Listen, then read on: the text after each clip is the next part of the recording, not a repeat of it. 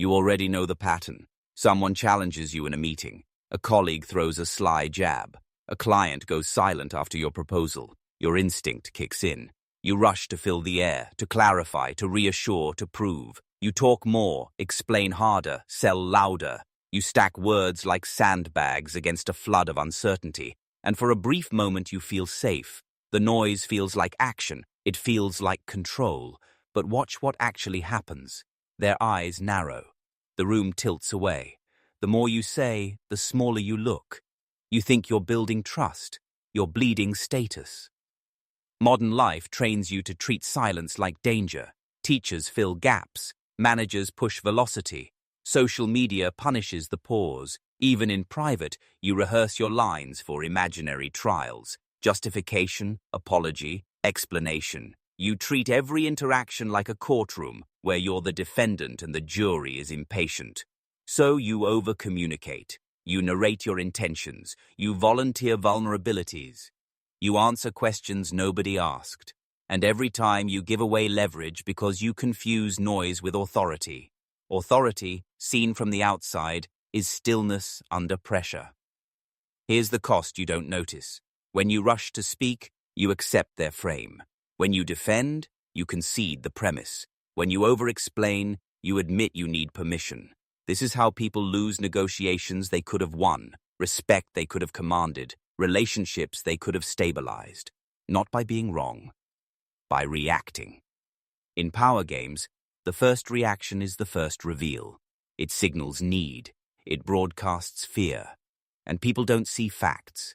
They feel hierarchy. The one who can wait looks heavier, larger, inevitable. The one who can't looks indebted to attention. So here is the Machiavellian law. The brutal, counterintuitive truth, the silent move wins. The pause, the withheld word, too. He controlled blankness that forces the other person to carry the weight. Silence is not retreat. It is pressure. It is a vice that tightens around their need to resolve uncertainty. Most people can't hold that pressure for more than 3 seconds. Predators can. Princes could. Machiavelli understood this centuries ago. Men judge more by appearances than realities, and nothing appears more powerful than composure that refuses to chase approval. In a world drowning in chatter, the quietest person owns the signal. Why is the conventional approach not just ineffective but dangerous? Because every extra sentence you offer becomes material. It gives opponents angles to exploit, gives skeptics hooks to doubt, gives bystanders a story in which you are already on your heels. It announces that the other person's evaluation of you matters more than your evaluation of them. You transfer power by implying dependence on their verdict. The moment you try to convince, you move from deciding to pleading. The moment you justify, you confirm subordination. You think you're closing gaps, you're opening flanks. The silent move fixes the frame. It says, I am not auditioning, I am selecting. I am not reacting to your theater, I am setting the stage. Practically, the move is simple and savage. When provoked, wait. Let the air thicken. Hold eye contact or calmly look to your notes. Keep your face neutral, your breathing slow, your body still. Count 3 beats longer than comfort. Then, if you speak, do it on your terms, with a short question that returns the burden or a decisive line that ends the topic. You don't meet their energy. You delete it by refusing to supply yours. This is not passive. It is active control disguised as restraint. It's the judo throw of conversation. You use their momentum against them. Silence triggers projection. People fill gaps with their fears, their guilt, their need to be seen as reasonable. They begin to doubt their own attack because you didn't validate it with resistance. The accuser hears his voice echo and feels exposed. The room senses your lack of scramble and recalibrates around your gravity. You become the axis instead of the object. That is the immediate psychological impact. Your non-reaction forces revelation, and everyone watches who flinches first. Let's get something clear. This is not about pretending to be unbothered for ego points. It's about orchestrating position. You are designing perception. You are deciding what is salient and what is noise. Silence is the tool that reduces complexity for observers. If you don't react, it must not be a threat.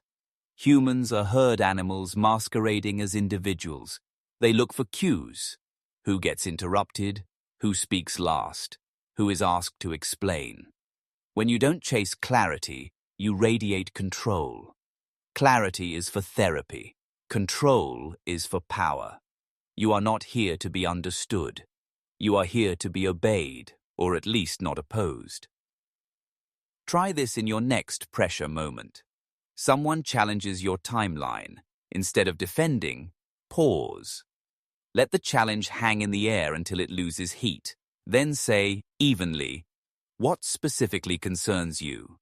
Now you're not the defendant. They are the witness. Or they snipe with sarcasm. Don't smirk back. Don't protest. Tilt your head a few degrees, breathe, and allow the silence to stretch. If they're bluffing, they fold. If they're serious, they clarify. And now you have data. Either way, you win because you controlled the tempo. Power is tempo. Yes, it feels unnatural. That's the point. Your nervous system wants to relieve tension because it equates silence with danger. You are rewiring that reflex. You're trading the short-term relief of noise for the long-term advantage of control. If you can hold 3 seconds today, you can hold 5 next week, 8 next month. Each second is a brick in a fortress called presence. People will say you're mysterious, distant, composed. Good. Let them guess. Guesses waste their time and conserve your leverage. This is the silent move that wins any power game. Strategic stillness, a denial of oxygen, a refusal to wrestle in the mud.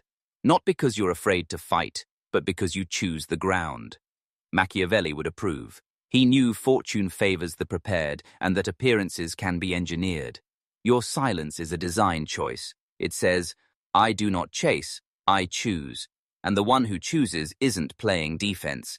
He's writing the rules. Next, we'll go deeper into why this works, the psychology it exploits, the traps that make people break, and the first scenarios where you can deploy it today without theatrics. But before all of that, remember this principle. In a world addicted to reaction, restraint is a weapon. Use it like a blade. Clean, precise, and only when it matters. The room will feel it. They always do. Silence works because it hijacks defaults baked into the human animal. Start with our aversion to uncertainty. The brain treats open loops as threats. Ambiguity spikes cortisol. That's why people babble on first dates, overshare in interviews, and confess to crimes of insecurity nobody accused them of. The mind hates loose ends. Strategic silence creates a deliberate loose end and forces the other person to close it. When you don't rush to resolve the tension, they will. And in resolving it, they reveal their motives, their fears, and their leverage, or lack of it. Then there's status signaling. In primate groups, high-status individuals move less, blink slower, and speak less. Stillness telegraphs safety. Low-status individuals fidget and explain. When you over-communicate, you broadcast dependence on approval. When you pause, you broadcast surplus. People read that signal faster than any argument. Machiavelli's point that men judge by appearances is not cynicism. It is observation.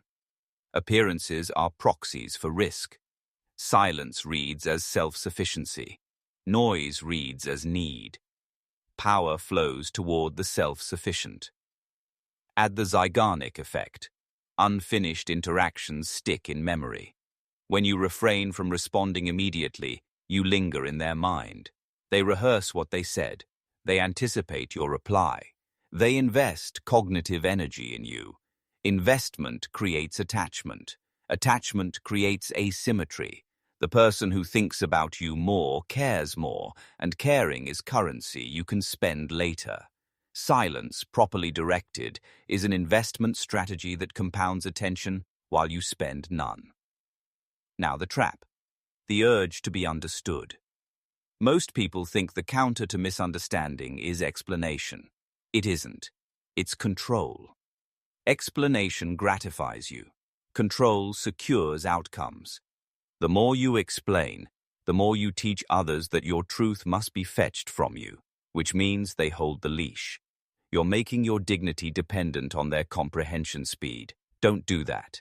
Let them misread the surface while you move the levers beneath it. Clarity soothes. Control governs. Another trap, equating silence with agreement or guilt. That's projection. People who would feel guilty in your place imagine you must feel the same. Use their projection. If an accusation is flimsy, silence turns it into a mirror they're forced to stare into.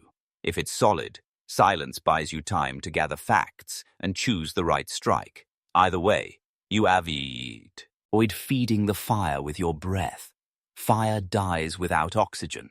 So does gossip, bait, and tantrums. Let's operationalize this with simple tactics for everyday situations. Scenario 1. The social gathering. Someone delivers a teasing cut disguised as humor. Wow, big ideas tonight. Did you Google those? The average person laughs nervously and argues the joke. You do something else. You let the laugh track pass you by. You hold the person's gaze, not hostile, not amused, just present. 1 beat, 2, 3. Then you look away, as if the comment was too light to register. If they double down, you say, "You seem invested. Why?"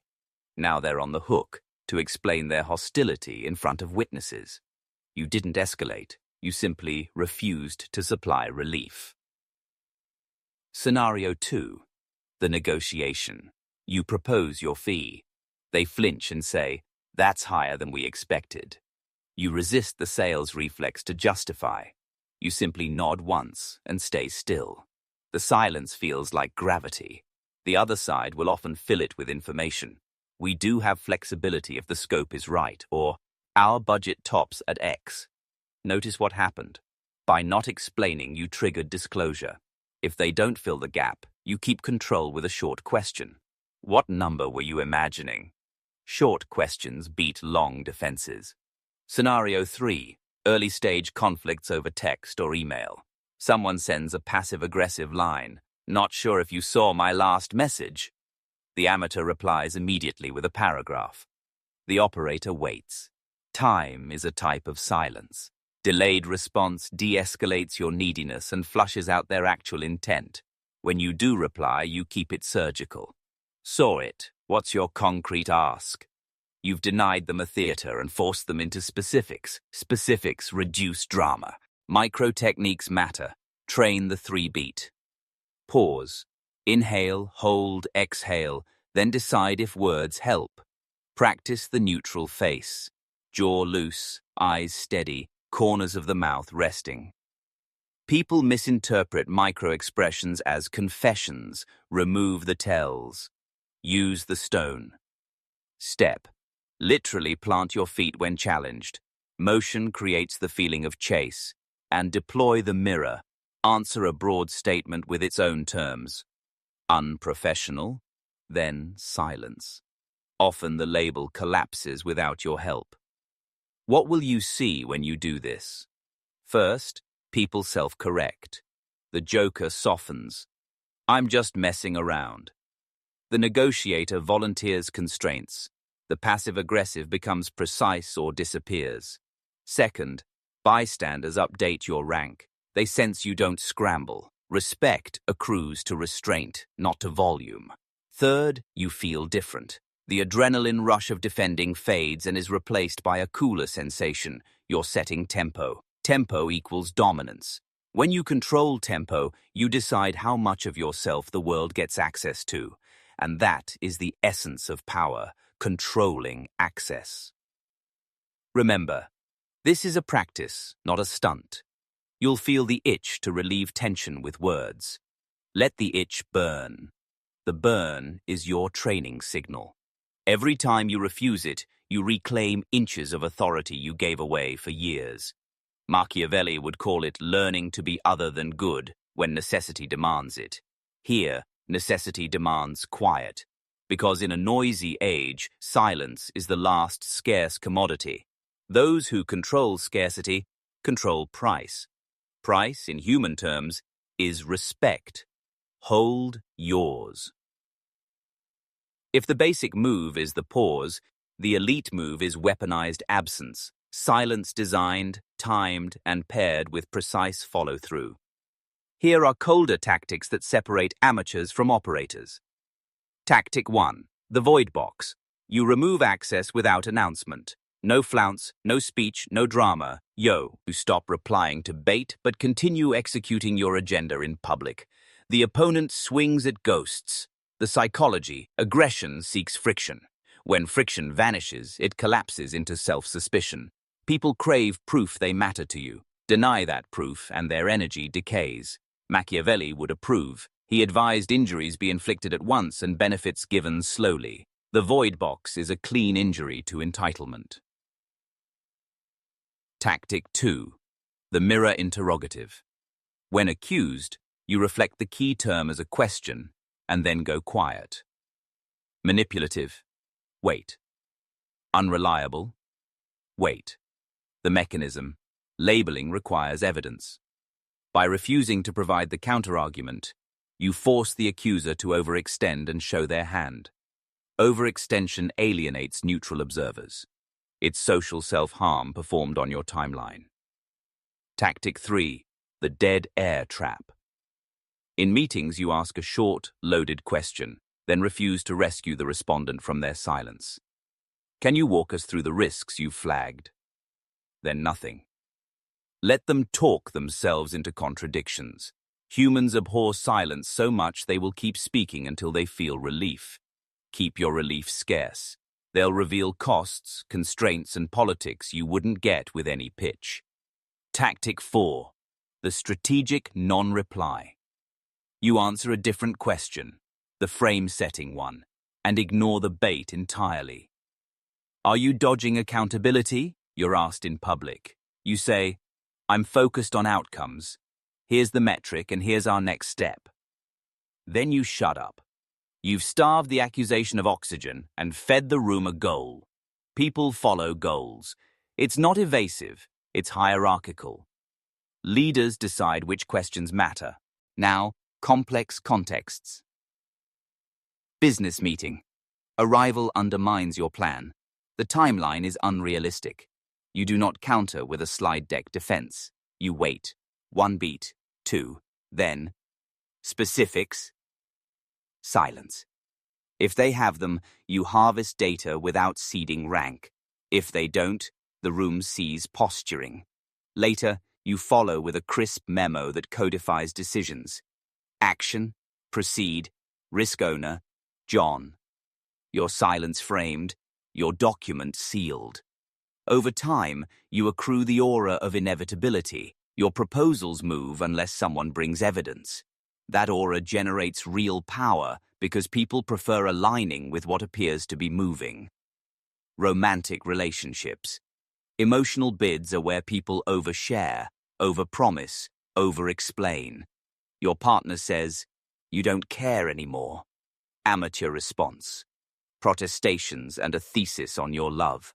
Operator response. What made you feel that today? Then silence. You're not cold. You're precise. The other person reveals the trigger. A missed text. A tone. A memory. Now you can address causes, not fight labels. Silence here isn't cruelty. It's containment. It prevents spiral and invites specificity. Boundaries require calm. Calm requires not taking every accusation as a summons. Online conflict. Someone launches a smear. The reflex is to rebut point by point. That feeds the beast. The advanced response. Publish something of value on your own channel and say nothing about the drama. Back channel, you gather receipts.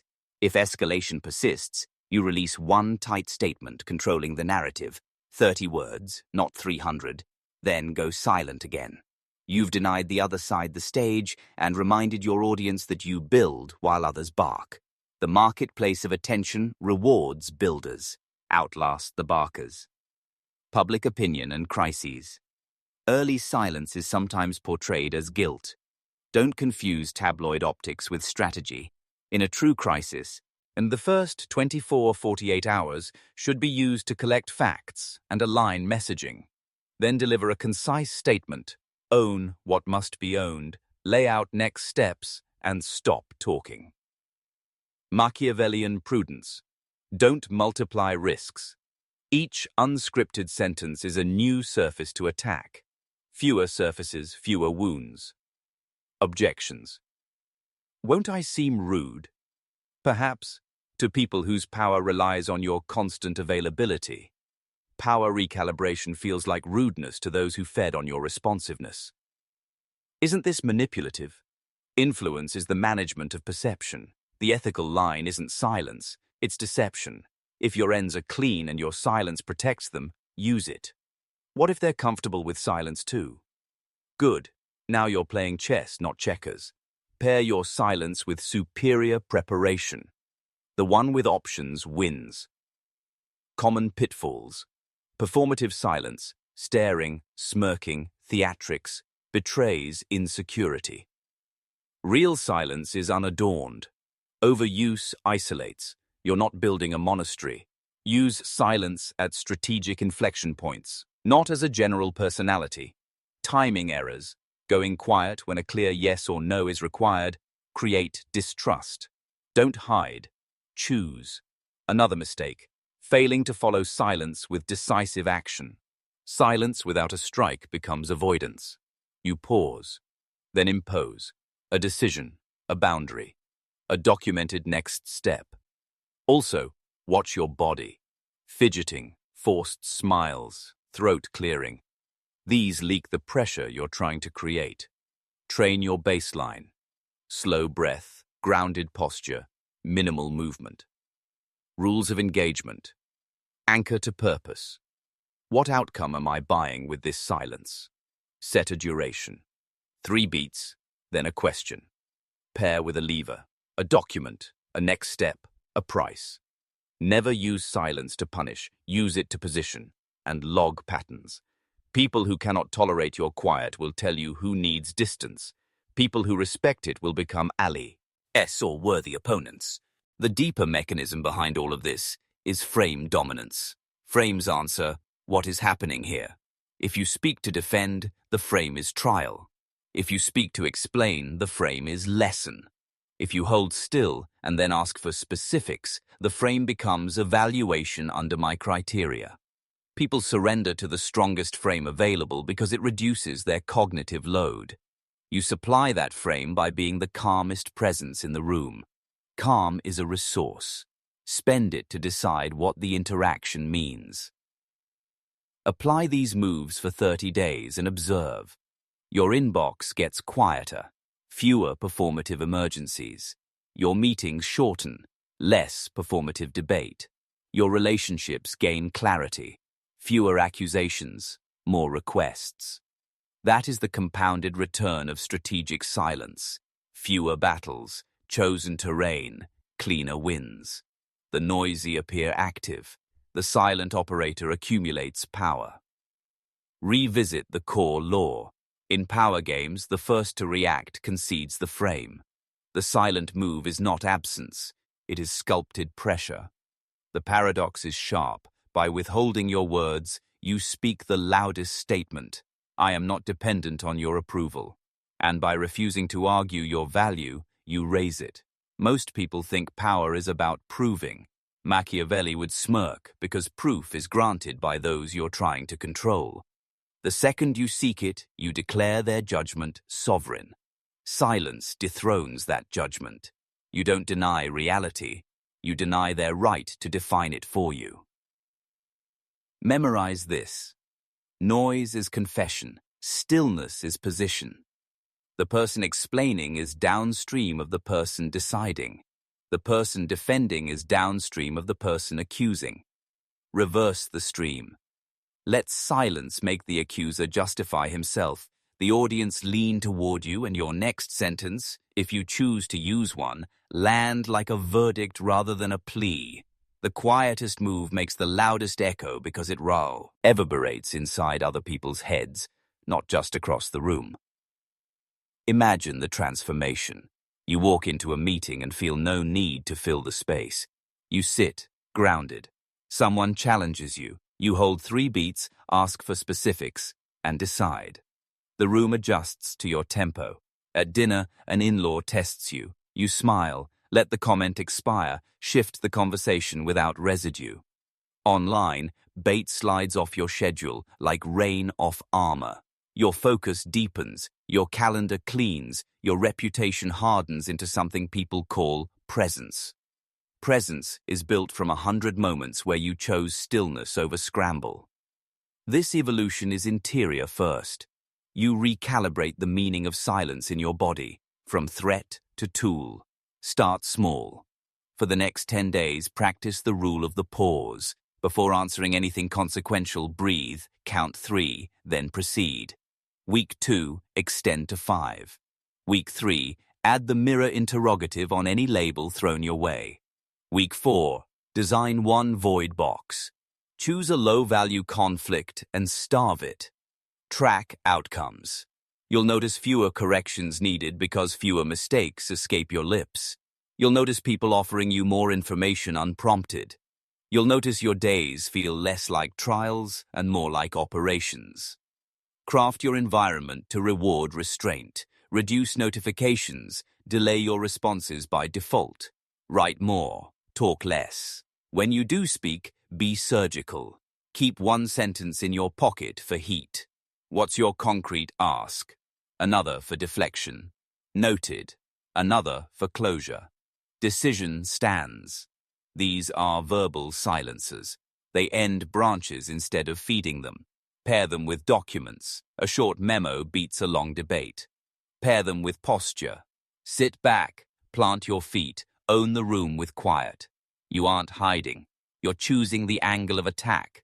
Address the moral itch now, so it doesn't sabotage you later. You are not obligated to provide others with emotional relief on demand. You are not required to convert every critic into a fan.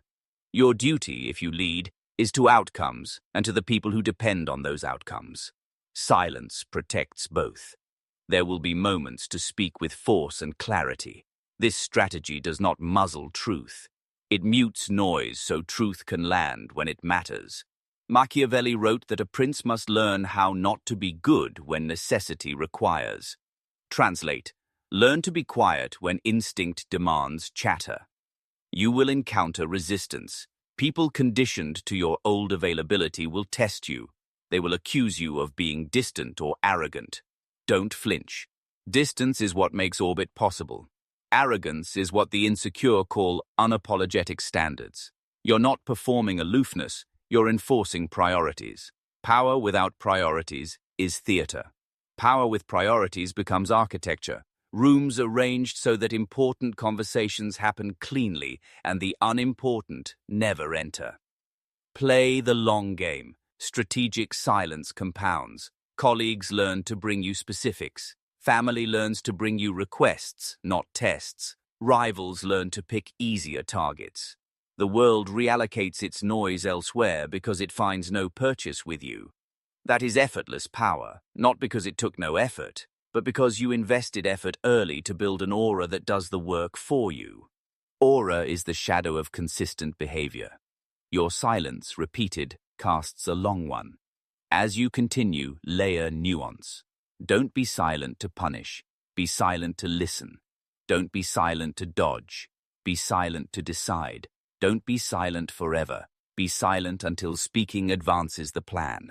That distinction keeps you sharp and human. The goal isn't to become a statue. The goal is to become a conductor, raising a finger and the paist. Room quiets, lowering it and the right notes sound. You are not escaping conflict. You are setting its terms. If this resonates, treat it as a discipline, not a trick. There are deeper levels, orchestrating silence across teams, deploying it in public negotiations, blending it with time disclosures, pairing it with decisive strikes that end disputes before they bloom. Each level makes you harder to provoke and easier to follow. People will say you have gravitas. That's just the residue of planned restraint. Leave with this. In a universe of constant noise, the rarest signal is controlled quiet. The one who can wait decides when the game starts, where it's played, and how it ends. Machiavelli didn't worship words. He worshipped outcomes. Outcomes obey those who hold their line under pressure. Hold yours.